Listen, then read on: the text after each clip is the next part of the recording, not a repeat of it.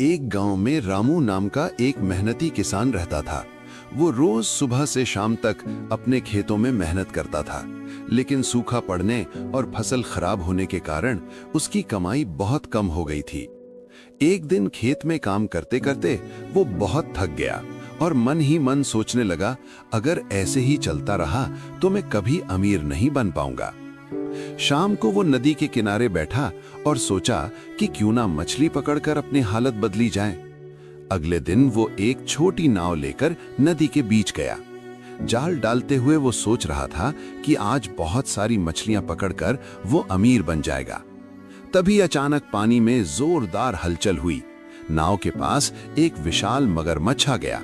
रामू डर से कांपने लगा और सोचने लगा कि अब उसकी जान नहीं बचेगी, लेकिन वो मगरमच्छ उसे नुकसान नहीं पहुंचाता। तभी मगरमच्छ बोल उठा, डरो मत किसान, मैं इस नदी का जल देवता हूं। रामू हैरान रह गया।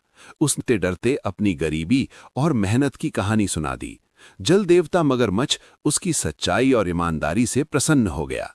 उसने कहा, लालच में मत पड़ो, मेहनत और संतोष से ही सच्ची समृद्धि मिलती है।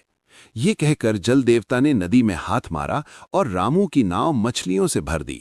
साथ ही उसे समझ दी कि प्रकृति का सम्मान करो। रामू खुशी खुशी घर लौटा और उस दिन के बाद मेहनत और समझदारी से जीवन जीने लगा।